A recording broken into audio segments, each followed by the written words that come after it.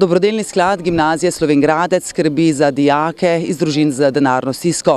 No, v krizi in seveda njenih bremenih sem se pogovarjala z ravnateljem gimnazije gospodom Stanetom Brzelakom. Torej, dnevno lahko spremljamo informacije o prisotnosti krize, torej tudi v Sloveniji in pravzaprav o bremenih krize, ki se zrcali tako ali drugače tudi na dijakih. Recimo samo kot primer lahko navajam eno od šol v Sloveniji, ki so se recimo odločili, da ne bodo imeli ne maturantskega plesa, niti maturantskega izleta ravno zaradi te finančne stiske.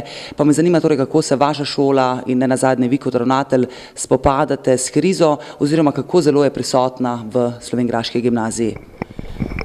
Kriza se brez dvoma zrcali seveda na najranljivejših skupinah in danes ni šole v Sloveniji, ki bi lahko rekla, da nima dijakov, recimo, ki to krizo čutijo mogoče bolj kot ostali. Je pa to krizo seveda že kar nekaj let čutiti v državi in moram reči, da smo se na naši gimnaziji ravno zaradi tega odločili, da poskušamo vse tiste stvari, ki jih nekako nosi program sabo, ki so za dijake zanimive, atraktivne, da vse te stvari vendarle organiziramo tako, da so dosegljive vsem. V največjo pomoč nam je pri tem novo ustanovljeni dobrodelni sklad Gimnazije Slovenj Gradec, ki pomaga družinam dijakov, ki bi seveda težko zmogli kakšen strošek pri organizaciji ekskurzij, maturantskega izleta, pri organizaciji različnih projektnih dni ali projektnih tednov. Dejali ste torej novo ustanovljeni dobrodelni sklad Gimnazije Slovenj Gradec, zdaj konkretno je bil recimo ustanovljen in koliko finančnih sredstev torej lahko zbere ta dobrodelni sklad? Dobrodelni sklad so ustanovili starši skupaj z učitelji naše gimnazije in takšna kombinacija je vsekakor tista, ki v vsebinskem smislu zelo korektno prispeva k reševanju problema.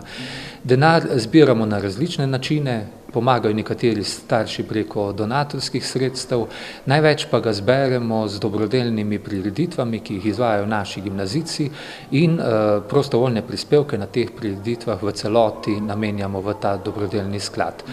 Zdaj, višina sredstev je recimo lani bila dobrih 2000 evrov, denar, ki je vendarle kar nekaj 10 dijakom pomagal pri realizaciji teh programov. Je pa res, da smo seveda to dobrodelnost učitelji že kar celo desetletje nekako razvijali med sabo, ker gre za občutljiv problem, seveda na različne načine, da smo pač omogočali, pomagali, mi plačevali včasih ekskurzije posameznim dijakom. Vsekakor se poskušamo torej čim bolj senzibilno odzivati seveda na to človeško stisko. Kako torej komentirate dejstvo oziroma primer, katerega sem vam že navedla v samem začetku, da se recimo ena od šol odločila, da recimo zaradi denarnih stisk ne bodo imeli maturantskega plesa? Vsekakor si želim, da bi takšnih odločitev bilo čim manj. Kajti dejstvo je, da so slovenska okolja v socialnem smislu zelo različna. In tu me je pravzaprav strah, da bi mogoče tista obrobna okolja, kjer je ta socialna stiska toliko večja, naenkrat te otroke postavljale v drugačen, manj vreden položaj.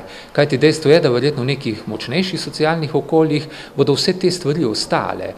Danes je v šoli namreč zelo pomembno, da se poleg samega pouka seveda dogajajo še stvari, ki so nekatere res zvenijo kot nadstandardno, ampak so dejansko postale kot nekakšen standard.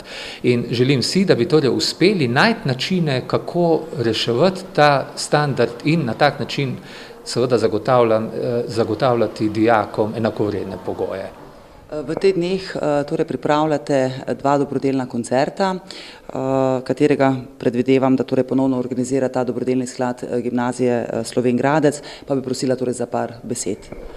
Res je, oba koncerta bosta organizirana ob 18. uri, eden nocoj, torej v torek, drugi seveda jutri v sredo. In sta namenjena torej dijakom naše gimnazije in vsem povabljenim, bom rekel, gostom, staršem, seveda prijateljem in računamo, da bo odziv vsaj tako dober, kot je bil lanski. Pevski zbor naše gimnazije bo nastopil skupaj z mešanim pevskim zborom gimnazije v Trbovljah. Medtem ko bomo imeli jutri koncert gimnazijskih rokerskih ustvarjalcev, se pravi, da bo to koncert, ki je bolj za mlade, ampak vsekakor zelo zanimiv tudi za starše. Obetamo si velik obisk, kajti velik obisk pomeni, da bo ta ideja, ki jo razvijamo, torej ideja solidarnosti skozi gimnazijski dobrodelni sklad na tak način najbolje realizirana. Dobrodelnemu koncertu se je vsekakor odzvala tudi naša ekipa, zato si poglejmo nekaj utrinkov.